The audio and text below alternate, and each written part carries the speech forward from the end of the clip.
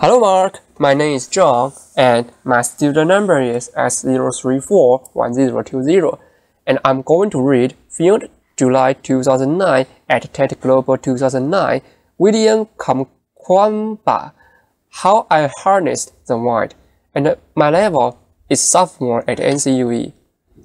Thank you. 2 years ago, I stood on the TED stage in Arusha, Tanzania. I spoke very briefly about one of my proudest creations. It was a simple machine that changed my life. Before that time, I had never been away from my home in Malawi.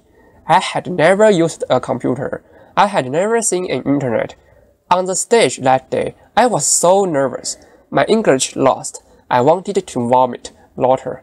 I had never been surrounded by so many Azungu, white people, laughter.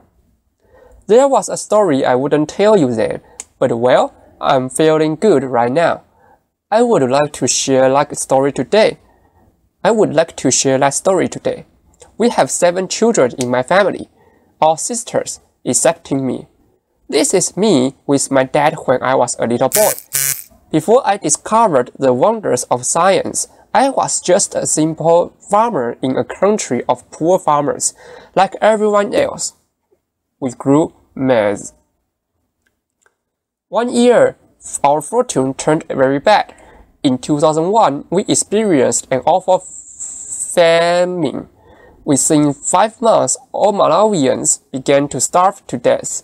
My family ate 1 meal per day. At night, only 3 swallows of Nasima for each one of us. The food passes through our bodies. We drop down to nothing. In Malawi, the secondary school, you have to pay school fees. Because of the hunger, I was forced to drop out of school. I looked at my father and looked at those dry fields. It was the future I couldn't accept. I feel very happy to be at the secondary school, so I was determined to do anything possible to receive education. So I went to a library. I read books, science books, especially physics. I couldn't read English that well. I used diagrams and pictures to learn the words around them. Another book put that knowledge in my hands. It said a windmill could pump water and generate electricity. Pump water meant irrigation, a defense against hunger, which we were experiencing by that time. So I decided I would build one windmill for myself, but I didn't have materials to use, so I went to a scrap yard where I found my materials. Many people, including my mother, said I was crazy. Laughter. I found a tractor fan, shock absorber, PVC pipes. Using a bicycle frame and an old bicycle dynamo, I built my machine. It was 1 light at first, and then 4 lights, with switches and even a circuit breaker. Modeled after an electric bell, another machine pumps water for irrigation. Queues of people start lining up at my house laughter to charge their mobile phone. Applause. I could not get rid of them laughter. And the reporters came too, which led to bloggers and which led to a call from something called TED. I had never seen an airplane before.